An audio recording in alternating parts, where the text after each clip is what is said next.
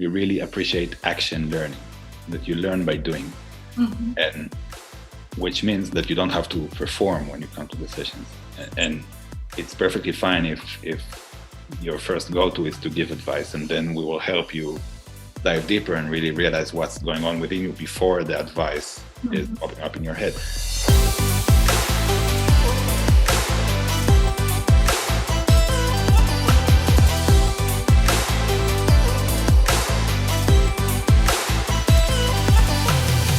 Willkommen, schön, dass du eingeschaltet hast zu einer neuen Folge der Gedankendealer, deinem Format rund um die Themen Business, Spiritualität, Persönlichkeitsentwicklung und vor allem Themen und Dinge, die die Welt ein Stück weit schöner machen. Mein Name ist Julie und ich freue mich riesig auf den heutigen Gast, Amir Carmel. Er ist Initiator und Co-Founder von The Inner Workout. Was das eigentlich ist und wer vor allem er ist, das wirst du gleich kennenlernen. Und als kleine Info vorab, Amir und ich sprechen auf Englisch miteinander. Er kommt gebürtig aus Israel und von daher ganz viel Freude bei dieser Episode. Hello Amir, very nice to see you again. I'm super, super happy and excited that we're having this date. Unfortunately, it's virtual again. We were planning on meeting in person, but the pandemic is just, the reason why. So maybe one day we can do like a next level interview with you in person. Yeah. Welcome to Gedankendealer. Thank you very much for having me. Very excited for the coming hour of conversation. Great. Before I start, let me give the people who are listening a little background information about you, so they're getting quite of an idea. Amir is, as I said before, he's the initiator and co-founder of The Inner Workout, which is like a regular practice of personal growth done by connecting to others. You will tell us a little more or a lot more later on. But I think it's also very interesting that you're an organizational psychologist and a facilitator of group processes. And you were born and raised in Israel, and you served as a combat leader in a special force unit. And after that, which is quite a switch already, you spent a few years as a line chef in different Michelin restaurants. And then you found, or rather refound, your talents and your passion in working with groups on collective growth processes. And you support individuals facing their life questions and guide coaching circles, group sessions in which individuals help each other to resolve their personal dilemmas while practicing an active and open listening to each other. So I think this is already the description for the inner workout as I experienced. And I know that everyone is very excited about it. And last time we met in person at Soho House. And before that, we had talked quite a lot. And I was super excited to meet you in person. And I remember you telling me, okay, Julie, it's one thing if I talk about the inner workout, and it's another thing if you just experience it. Remember? And then we went downstairs, and then we did a session, which I found, looking back, just very, very touching. And it was very intimate, and it was very honest, and it was beautiful. So thank you again for that. So I'm teasing and making everyone very curious about. Amir, why don't you, this is just always like this short introduction about a person, but why don't you give a little bit more beef to the story by telling the people who are listening how you grew up? Like you said, you were born and raised in Israel. How was that? Are you having siblings? How was your brain? Yeah. Well, first, I'm not sure if I want to start speaking because everything you said so far was so beautiful that I don't want to ruin it. No, you won't. That's why I need you to, because it's all on you. Yeah. Yeah, well, so nice to hear. Who's this guy? I want to meet him and have. Yes, cool guy. Tell you. Yeah. Well, I mean, but let me see where I want to start the story. It's always a question how far I go back and when I start my story. Well, as you said, I grew up in Israel. I'm the first out of 4 siblings. I was had a very rich imagination as a kid, and I was very into the humanistic and artistic side of things. Well, and then when I was 20, when I finished high school, I had this idea that, well, in Israeli military service, it's compulsory. You have to do that. And I had this idea, well, if I'm going to do that, then I want to do that in the best way possible. Okay. Also, I had this wish to be part of a team. Back then, it was very abstract, but I really had this image of the team and this band of brothers approach and really connecting with other people and going through all this training together. So that was my wish, joining the army. Yeah. And how was your, sorry to interrupt, but I'm very curious about it because I have, of course, I have no experience about being in the army. How was your experience? And you described your wish, and then how did it feel? I mean, you mean what happened once I joined? So I went through some selection process, and I joined the Special Force unit, and that was very exciting at the time. I really remember. I was very motivated, of course, and it was all exciting. I don't know.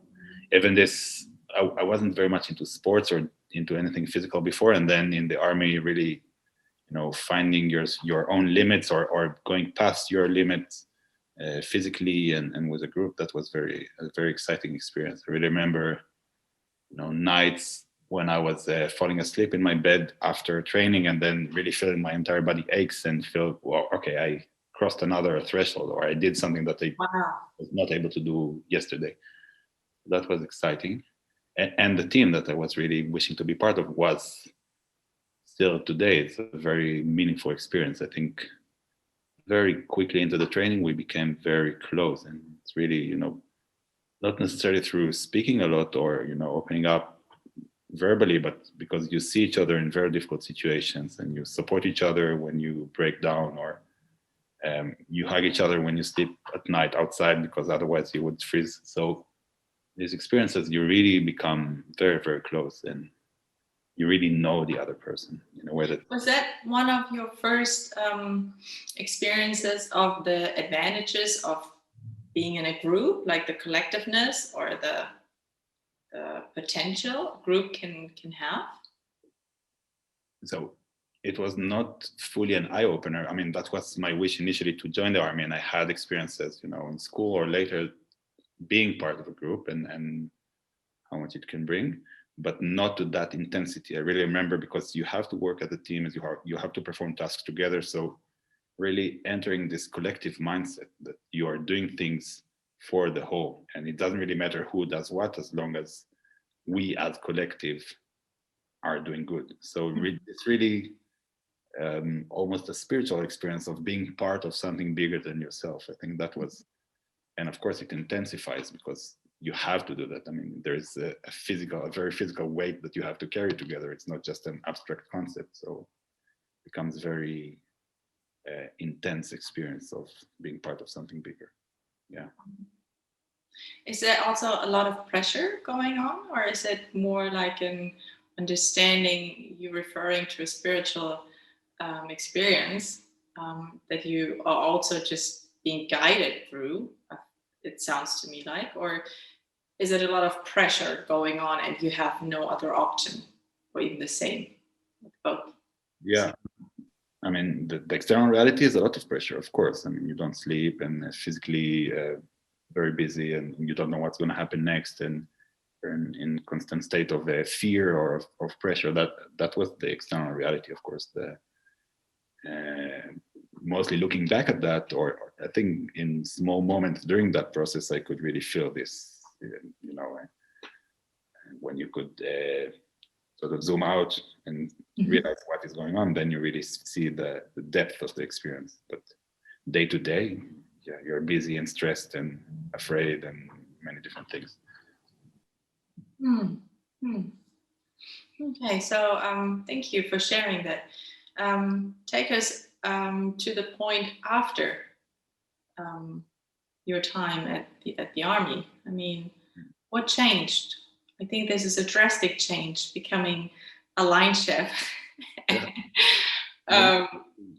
I would stay because I served for 5 years, and what I described so far was the first, let's say 2.5 years when I was part of the same team. So I joined the same team and we went together through training and deployment, and that was the first part of being really connected and being part of the team. And then at some point, because of this positive experience, and also I had in mind that I want to really influence others and have this impact on other people, I decided to leave my original team and go on advanced training and become a team leader and an officer. And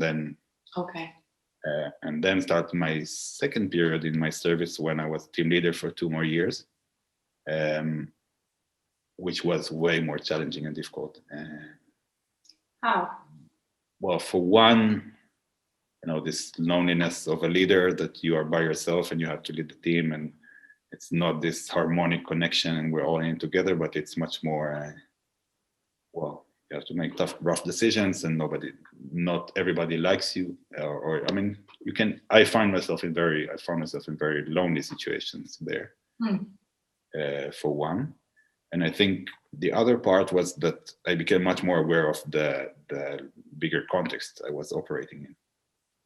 In these 2 years, I was operational team leaders. We were not in training, but in different deployments. And I was much more interacting with the other side, right? So in the conflict and seeing the people on the other side. And that was mostly, I could not always, it was not always the enemy I was interacting with. It could be civilians or people around the situation. And they're realizing that I had this idea, if I will do that morally right, I could maybe change the situation, or I could make a difference. I could make an impact, because if I would approach them more politely, or if I would explain why we're there, then maybe it would make a difference.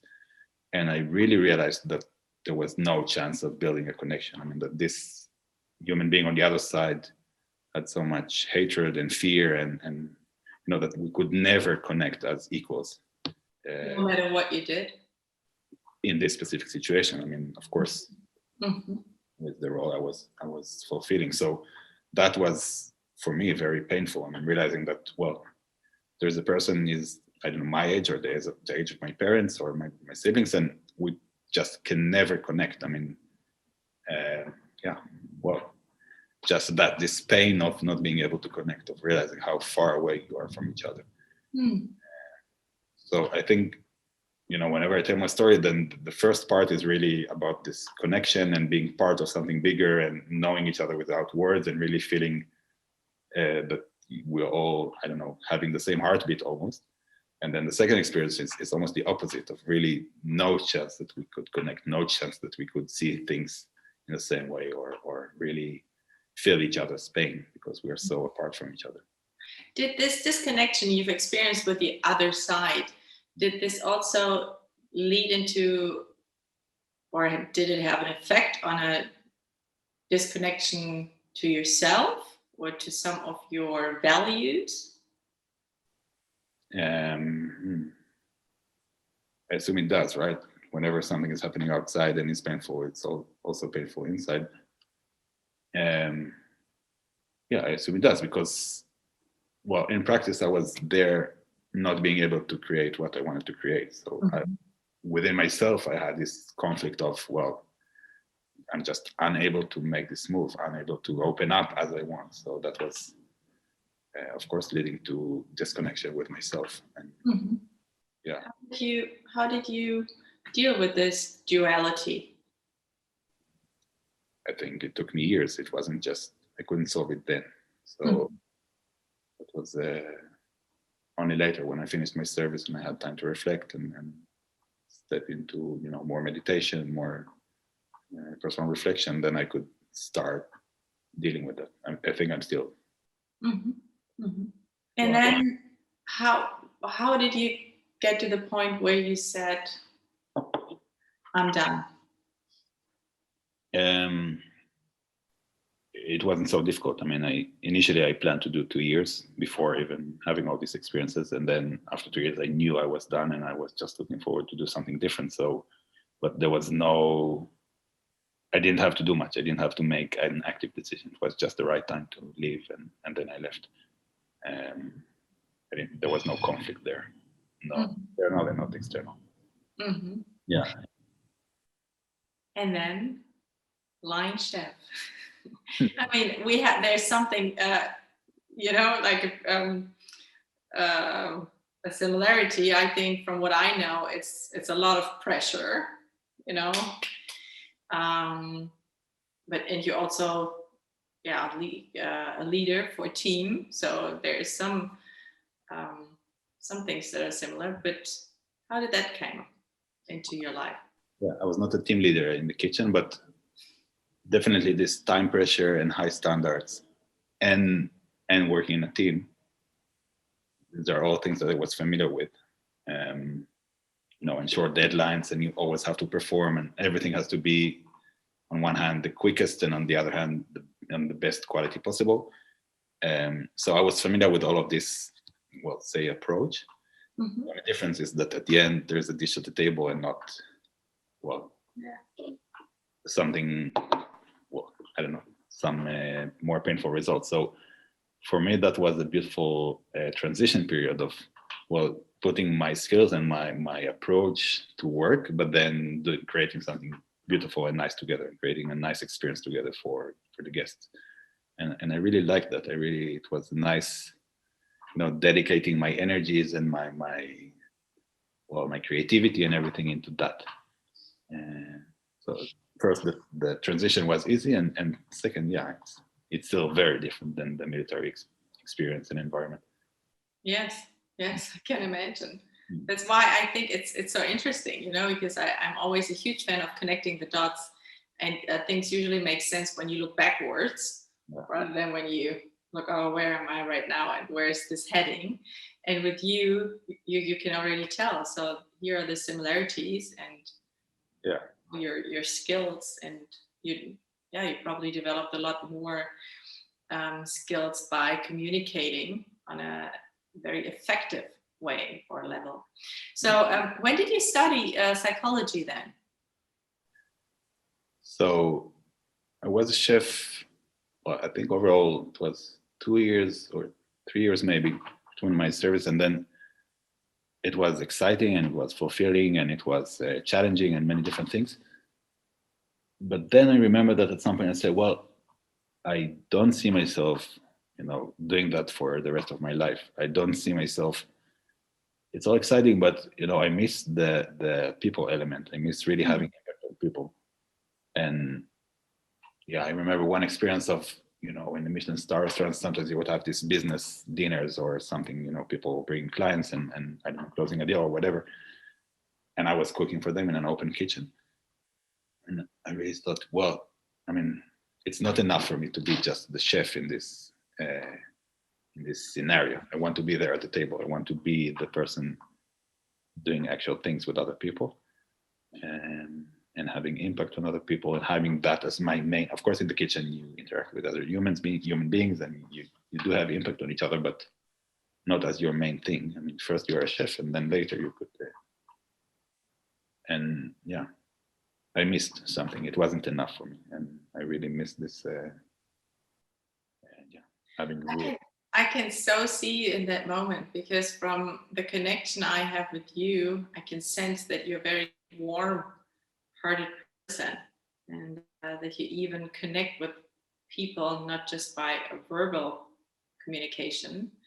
And I would guess that you have this ability already, from when you were born. It's like a trait, a characteristic aspect of you. So something which is your essence. So I can really see you in that.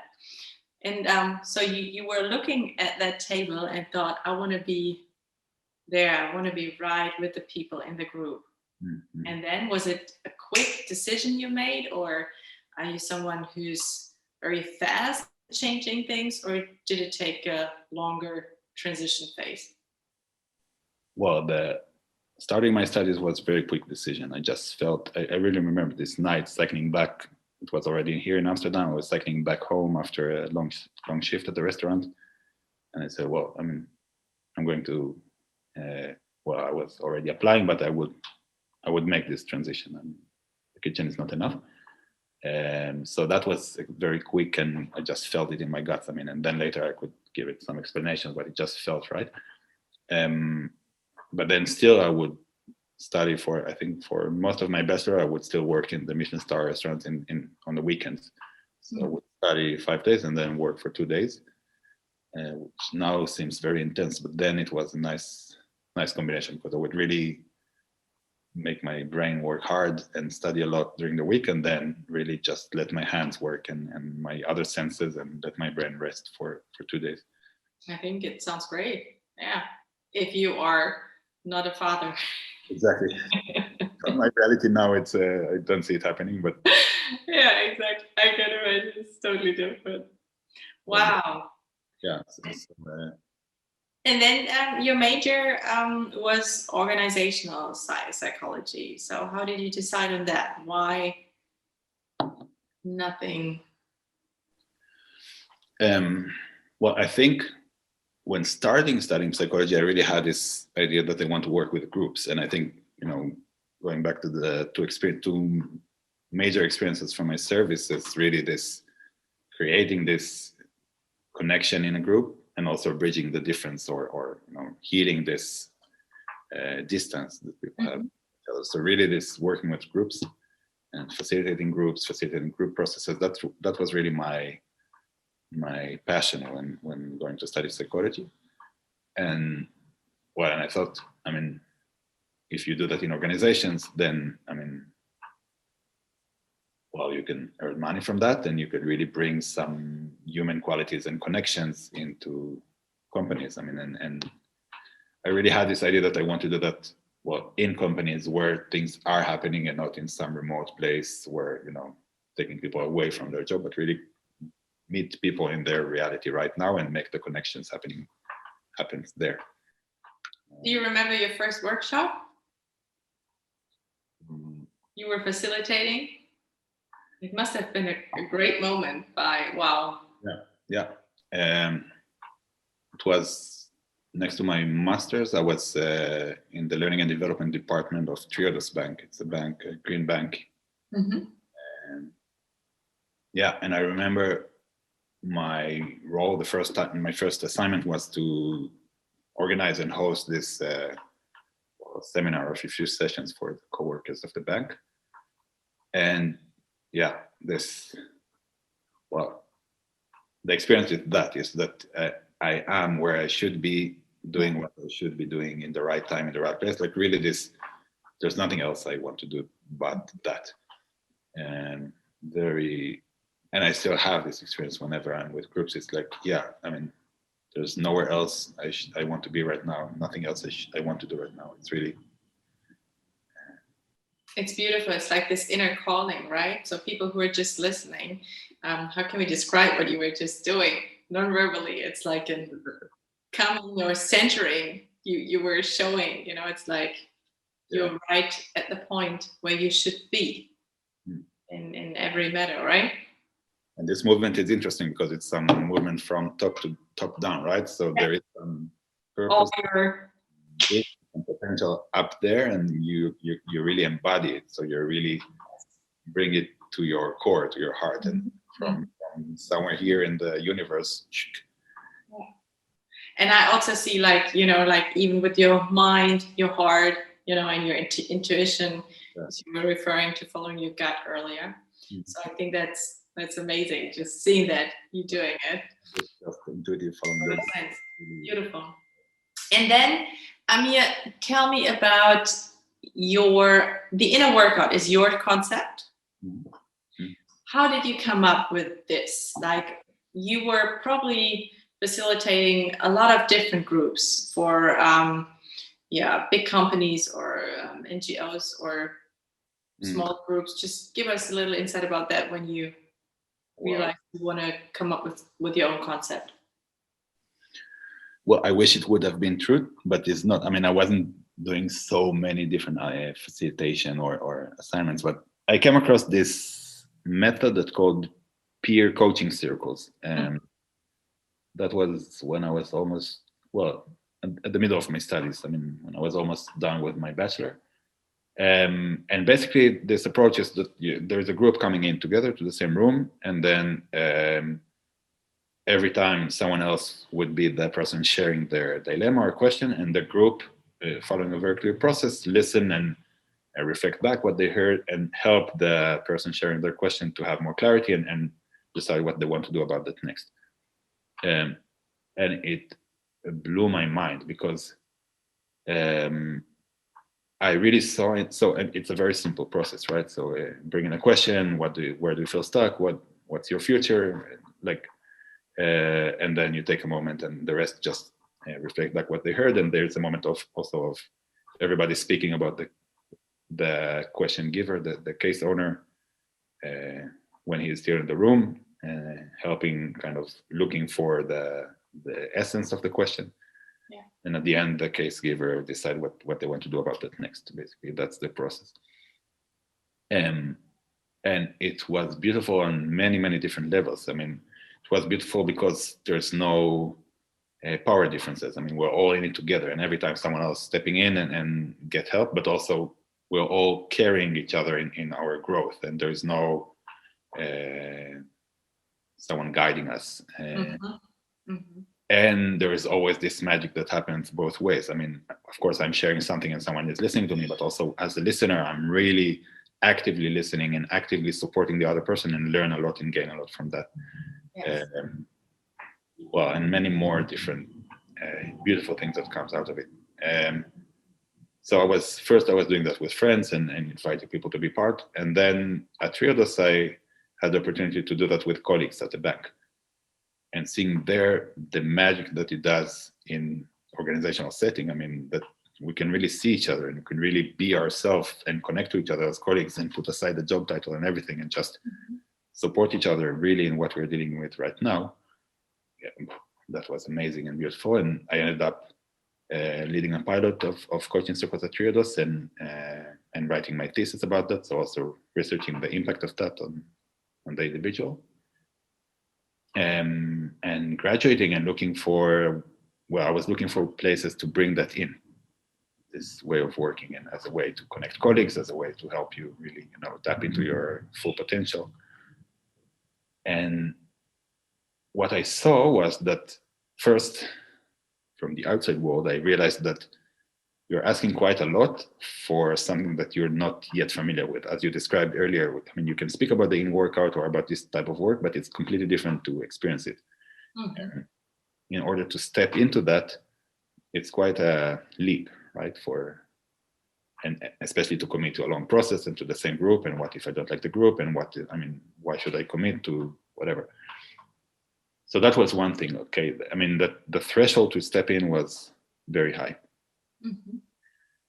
Now, another thing was that I experienced for myself that the more I was doing that at the time with different groups, the more I was doing that, and especially in weeks I was joining sessions, I could really experience the impact it had on me. I mean, that I would be much more centered, much more confident, and would see my life with clarity and have motivation and would be much more creative and everything. I mean, and in weeks that I was not practicing that, it was gone, or it was less. What's your explanation for that? Why was that? So, my reasoning is that you are practicing your ability to connect, to tap into yourself and to connect with others, and it's a practice. I mean, that is still the way I look at it.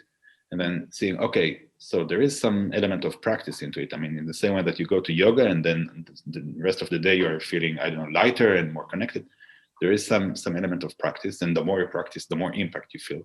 And it's actually what we're practicing in the circle. Later, we embody that for a while, so the impact stays. And actually, so that understanding, coupled with the understanding that it's a high threshold, so well, okay, how can we make it more accessible, and how can we make this practice something that we all do regularly, connecting with each other, connecting with ourselves, practicing open listening, all of that. And at that time, well, my daughter was born. Before that, I used to go swimming in the mornings, and then it was not possible anymore because, well, you know. And I said, well, I need to find a different way to take care of my body. And then I said, okay, let's give a go to a CrossFit gym. Yeah, I had to wait quite a few years after my military service, so I would be willing to pay for doing. I hated to do at the army. I can understand that. Yeah. Anyway, but well, it was nice, and this CrossFit gym is basically, well, it's one space that everybody there is really dedicated to what they're doing and coming regularly, and you have the really well, diehard trainers that come every day, and you have people who come and go, and you have I don't know, one-on-one classes and group lessons, and people who come by themselves to work out, and the entire day there is this movement in this space, and a sort of community that come in and out from this space. And also, I think in CrossFit there is this element that you do many different things. So it's not just one, I don't know, weightlifting, but you really do different things, and you work on different elements of staying fit. And then I thought, okay, so bring all this together. I think there was also a moment of putting it aside for 2 weeks. And I said, okay, I mean, why don't we offer a gym for the practice of connecting to each other? And like a gym, you could come on a daily basis at some point, or you could come once a month. And I mean, the impact would be in the same way, and really enable this flexibility and this sense of community stepping in and out of this place as a way to cultivate and make this practice much more accessible, something that everybody, you know, you could finish your workday and then just hop in a class and a session of the workout. And it's not this remote retreat for 2 weeks in the mountains or something. So really make it something that all of us, everybody in the world can practice whenever. No matter which level of experience, right? Yeah, and very open. So really not requiring any background knowledge or anything, but it's really about stepping into the practice, be who you are in what you're facing right now, and from that point start to practice. So that is the story of the inner workout. So, and basically I said, okay, so yeah, we'll create these spaces and offer sessions of connection. This is so amazing, because I think sometimes when it comes to growth processes or different concepts and techniques, sometimes it's just the explanation is so big that the hesitance of joining or starting the practice or whatever it is just too big of a step. But the way you are putting it into words, you know, it's like a gym. It's your inner workout, and it's just so logical if you have a holistic approach or understanding of human beings, not just being physical, but also about your inner essence. You can also practice and can grow from that. So I think this is amazing. The inner workout is just great. Cool. Thank you for the explanation. Sure. Amir, can you go a little bit deeper into the way of the inner workouts? Because I know that there are different levels. And as you said, you could just jump in or do like a regular way of practice. But maybe you can describe the different levels and why you've chosen them to be those levels. Yeah. So right now what's happening is that we offer open sessions, or I mean sessions that everybody can sign up for. And well, sometimes we have different themes, or for example, we had a session about work dilemmas, or about dilemmas in relationships, and basically these sessions everybody can sign up for. And we have a growing community, not very big yet, but a growing community of people who experience many sessions already. And then we say, well, there's also a possibility to dive deeper, and we'll offer also sessions just for experienced athletes. So call the athletes because well, I like that. Still need to get used to that. So we have sessions for experienced athletes that really enable, I mean, first you meet other people that have experience. So we're all, we know what it means to openly listen and how to reflect and how to come up with images or metaphors.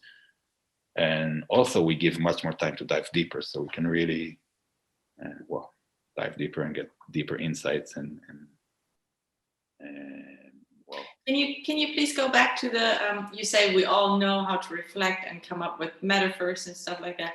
Can you go back to, like, is there a requirement, or do you think everyone is capable of this way of practice? Because for me, I think the only requirement it needs to be able on doing it is to be connected to yourself and feel or experience your resonance you have while you're listening. And I think this is what you call an open listening. So without saying, I already know what's his problem and here's my idea. This is not the goal. It's more about listening and feel on different levels your own resonance. Is that correct? Would you describe it that way, or would you describe it differently? It is very correct as what we're aiming for. Mm-hmm. And I think, well, there's this, we really appreciate action learning, that you learn by doing. Mm-hmm. And which means that you don't have to perform when you come to the sessions. And it's perfectly fine if your first go-to is to give advice, and then we will help you dive deeper and really realize what's going on within you before the advice is popping up in your head. So as long as you're open to learn and willing to learn from you, actively learn from doing, then there's no prior requirements. If you are there just to solve other people's problems and not open to listen and don't want to learn, then yeah, probably there's no match. But why would you spend your time on doing that? So so requirements, it's just if you are open to learn, and that's okay, and that's enough. I mean, and yeah, I shared this morning that story that once I had someone saying, well, instead of reflecting how they feel or how they what observation they had about the case, he just said, well, you should go and do this and that. And then we work with him and say, well, can you for a second sort of reverse engineering? I mean, can you say not what is the conclusion from listening to the other person, but what happened in your body emotionally while you listened? Or just what was the observation? I heard you saying many times the word, I don't know. Okay, just leave it as that, and that is a perfect reflection. So really, no matter what is your level, if we can speak about levels, we work with that and deepen the practice from there. And maybe another thing to add is that, so for quite a while, we already run regular sessions, and we identify some things that could be strengthened or some areas in listening that could be strengthened. And based on that, we created different types of sessions, or sessions that help you focus on each one of these elements of listening. So for example, we work a lot with visionary listening. Listen to you, and then take a moment, take what you're sharing in, maybe in silence, and then maybe I'll get some images that are not what you just shared, but really, I don't know, from the universe, or some metaphors that describe what you shared. And it's a difficult practice, and it takes some courage and practice basically to be able to tap into that and to speak that, right? Because sometimes I would listen to you, and then I would have this I don't know, lines in yellow and gray on the top side of my head, right? But then how can I stay with these lines until they become a snake or whatever, a cage, and then share that with you? Yeah. So then we have sessions kind of focusing on that and really helping you tap into that and share that. I like that a lot, Amir, and I'm smiling so much for people. It's like, why is she smiling? Because I remember the images I had while I was listening to you. I don't know if you remember. Yeah. Yes, and I think it needs a lot of trust you have in yourself for trust in the visions that came up, and it could be also that it doesn't make any sense on a cognitive way or level, but again, your system, I don't know how to call it differently, is reacting or resonating with the image that pops up in my mind on a certain level. And I think, and what I also want to mention is what you've talked about. Sometimes you just mirror back of what came to your awareness. Like you said, you're mentioning a lot of I don't know, and then you just leave it by that.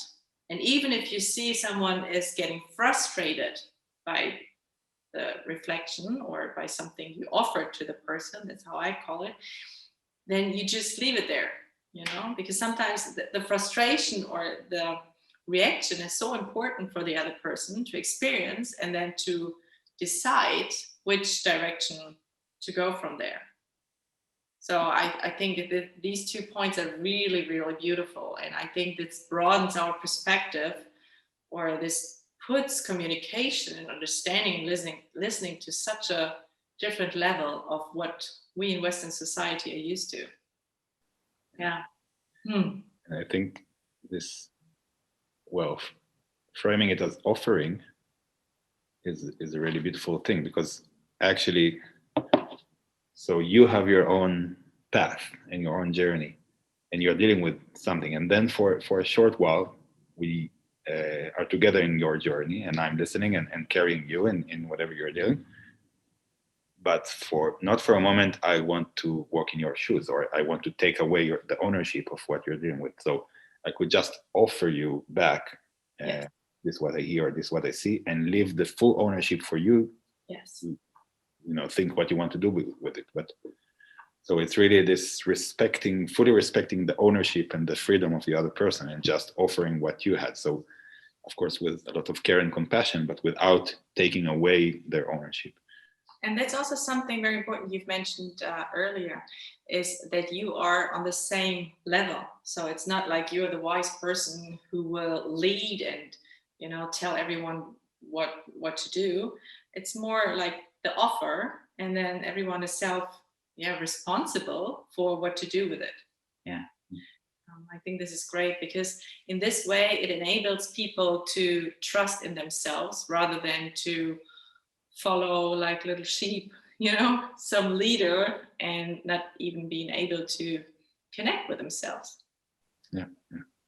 And it's a difficult practice for both sides, right? Because yes, you want to take away their pain, or you want to support them, or you want to carry them. I always have to hold myself back, not to do it for the other person, but I'm just. And that's also the way of what you also said is, when you listening to someone, you learn so much about yourself, because if it triggers you in a way, I want to help, I want to take care of that person, that's also a great insight you can have for yourself. Like, why do you want to do that? Is it because you can't see anyone suffer, or is it your own suffering, or so you can take whatever you're hearing or recognizing in someone else's way of talking to yourself. Yeah, that's the big gift, isn't it, from the inner worker? Yeah. I mean, you mentioned different topics. Help me. So you start by first on the level just explaining or training the practice of open listening. Mm-hmm. What would be the next step?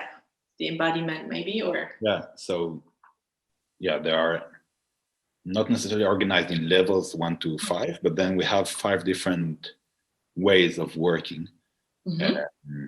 And in here, I realized I speak a lot about the methodology, which is, the mechanism in which we work. But so then there is the basic way of, I'm stuck with that, and then just openly listen to you and help you with that. And then we mentioned the visual dreaming, the visual listening. So we could really dream into the future of each other and help each other, like, see what is not yet fully there, but what like the future potential of your story. So that's the visual listening, visionary listening, we can call it. And then we have the clarity seeking, we call it, when we really focus on pure observation. So what do I see or what do I hear you saying, and put aside all my prejudice and all my mental models and all my assumptions. So really, of course, become aware of that. It's a default practice of realizing how much assumptions we have when we enter a conversation, how much filters we have that sort of direct our attention instead of just openly listen. And so that is really a practice, and we use it to find more clarity. So if right now you're confused about if I would listen to you in that way and would really reflect what I see in front of my eyes instead of what I assume or expect, can bring more clarity for both of us. Again, this parallel process. Then we have inner conflict session, in which you can choose again an inner conflict, a situation in which you're right now stuck, and then listen, sort of give enough space for the two voices in the conflict, and together try to find a way in which both of them are heard and seen, and you can move forward. And finally, we have the embodiment. So, and I think that's an interesting story, because we realized, well, there is this,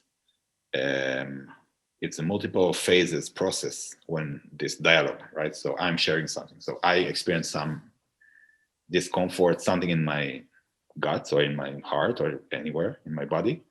Then I need to start giving it names, translate it into language, share it with you. Then you receive language, translate it back into some raw experiences. And then from there, again, translate some conclusion and share back in words. And what we are trying to do with the embodiment sessions is really that we stay below here, right? Below the head. So we just stay with the body. And I try to communicate from my heart to your heart and back without all this process of turning it into language and then you turn it back into language. So it's really, well, I think it's the most challenging session that we have, because it takes a lot of trust and a lot of ability to really stay with the raw tension and not run into our head analyzing and give it names. But when it happens, it's very powerful. So you can really work with each other raw tensions and again, bring this quality of dialogue. So I could act or embody my tension, and then you could embody back the way my tension feels in your body. And then in this way, we can stay in a dialogue, and we can exchange sort of tensions and process it together by using less words and more movement. And in addition, because I resonate so much with your work, because of the therapeutic education I have, it's very similar. From when you work with the body, it's you get an understanding that all your emotions or the things from the past, like trauma and something, are somewhere in your body. And the common approach is to understand on a cognitive level and then maybe change your physic. But this is not the way we do it. It's more about connecting with your body. And then while you're moving, you get a connection or understanding to certain emotions. But you put it to the next level by an interaction with someone. And I think it's really, really important to be able to turn off that voice almost everyone has in her or his mind, because that's in Western society just what we were raised or told, which is the only truth and the only thing to trust. If I understand cognitively, then it's correct. But what I experience sometimes if I work with a body, that even not in that moment, but even later on, it keeps working. I don't know if you have the same experience. Yeah. The same experience, yeah. Yeah, it's it goes deeper, right? So the process continues somewhere, where our consciousness is not fully present. So it continues in some subconsciousness ways. And so I think for somatic symptoms. I think it's great, for people who have like chronic pain, neck pain, or certain things, rather than working scientifically. It's just to work with this and see what kind of an effect it has. Yeah. Who are your clients? Great question. I'm still figuring out. Well, I would say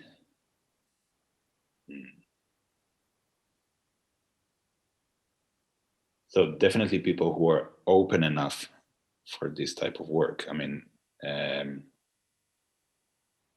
who are curious to explore that and experience that. And well, what else can I say about my clients? They're all very intelligent people. Mm-hmm. And who would you recommend? Who should? Yeah. Never a should, because it's like if it's calling you, if you have getting inspired by listening to you. But is it something? Because we've talked about working with groups and companies earlier. Is it something you would also recommend for for a group at a company to do together, or? Yeah. So I think we offer these open sessions, which are beautiful and amazing, and then people from different countries, different ages, different everything can connect with each other, and that is always beautiful. That you can really get a perspective from, I don't know, like someone, I think it was a student or so. He had a session with someone. She was 75 or so.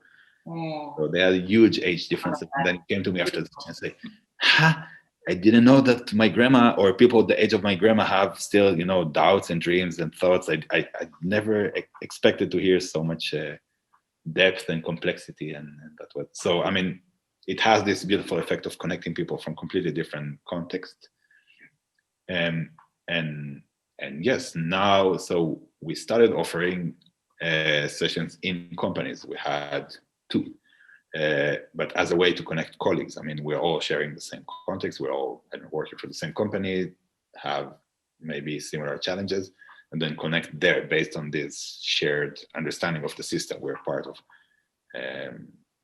which is, I think, is also very beautiful and powerful. And of course, then it's not just about working with every individual, but then over time you build this effect of we connect to each other as human beings. We can show up to the workplace as human beings. We can, well, I know this person from yesterday's session, so now it's easy for me to reach out and ask for help or whatever. So building this strong community of human beings that happen to work in the same workplace. And especially right now in the pandemic situation, everyone is working isolated in a way, remote at home, and lacks the connection of being a member of a team or a company. I think this is great to reconnect or to just, I couldn't agree more. And I think, in a way, so things that in the past used to work, like coffee machine conversations or Friday drinks or something like that. Okay, I feel at least a bit connected. I had this small chat with my colleague, or we're not completely machines working. And so now it's way more difficult to create this moments of connection, let's call it. And it has to happen much more intentionally. And you really need to spend the time and energy in actively connecting to each other as human beings. And I think in this way, what we're offering is very short and very easy, just to integrate that at the beginning of your day, at the end of your day, just really open up and connect with each other. And then, same as we spoke about yoga, your entire day look differently because you're already connected and open up and allow yourself to fully be there. Yeah, beautiful. Amir, how can people join? You are providing or offering the inner workout in English, in German. Correct. Any more languages? Not at this point. Of course, I could do that in Hebrew, but at this point, we decided to focus on English and German. English and German. We will definitely put in the show notes. Mm-hmm. And what do you need? You just need a laptop? Is it Zoom? At this point, it's Zoom, laptop, internet connection, and a quiet environment, and an open heart. But Beautiful, beautiful. Is there anything else you want to share people should know about the inner workout or about you, what we haven't discussed so far?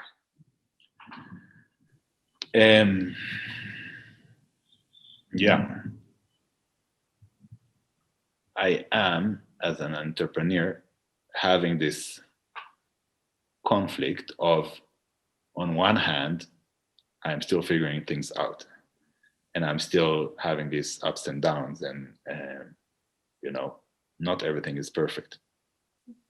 And on the other hand, you always want to come across as a very successful and shiny and whatever, this Instagram effect of everybody having a perfect life and is such a successful person.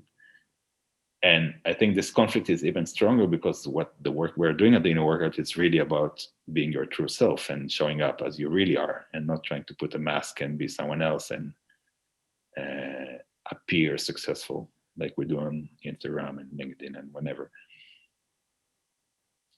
So I think, well, it's not I just don't want to bring that too, that, I mean, we are figuring things out. I am figuring things out, and I am still in the process of making the inner workout grow and succeed. And some things are happening beautifully and I'm super grateful and happy for, and some other things I'm still figuring things out. And so, yeah, actually, I'm not sure who am I addressing that to, but I think, well, if there are other entrepreneurs or people with big dreams out there, then I don't want to give this impression that everything is perfect here. And it's honest, hard work to make that happen. And still, every day it's, with great heights, but also with a lot of frustration and challenge. And so, thank you so much for sharing this, because this is so healing to hear. As you mentioned, the Instagram effect, and everyone is just showing off. I'm a founder, I'm a successful entrepreneur, and this is how I rule. Because again, we have this understanding of how marketing looks like, and that it leads right into success. But it's not that way. It's hard work to found a company. It's hard work to self-motivate and to self-discipline and to connect with your passion while you are operating on your daily business. So I know how you feel. And I'm pretty sure that all the entrepreneurs who are listening right now, they can relate a lot to your process. And from my experience, this process never ends. Good thing or bad thing, whatever you like. But it's just a continuum of process and of the work we do. The inner workout. Beautiful. Thank you for adding this. This was very important. We will put everything into the show notes, the link to your website, and then we will write it in German and in English so people can get a deeper understanding and can contact you. You're also on LinkedIn, so if people have direct questions, I know you're very open to connect people also on that level. Thank you so much for sharing your inner workout, Amir. Thank you.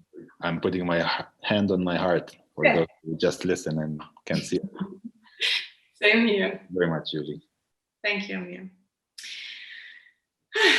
Vielen Dank, dass du dabei warst bei dieser Gedankendealer-Episode. Ich hoffe, es hat dir Spaß gemacht und es hat dir spannende Insights gegeben oder eine Inspiration. Und vielleicht hast auch du Lust, beim nächsten Inner Workout dabei zu sein, auf Deutsch oder Englisch, wie du gehört hast. Ich kann es dir nur ans Herz legen. Und wenn dir diese Episode gefallen hat, dann freue ich mich natürlich über ein Like, einen Kommentar, ein Feedback. Und wenn du es teilst mit Menschen, wo du glaubst, für die Ideen ist es genau das Richtige. Und wenn du Gedankendealer magst, dann gerne abonnieren. Ich wünsche dir einen tollen Tag und grüße dich ganz herzlich.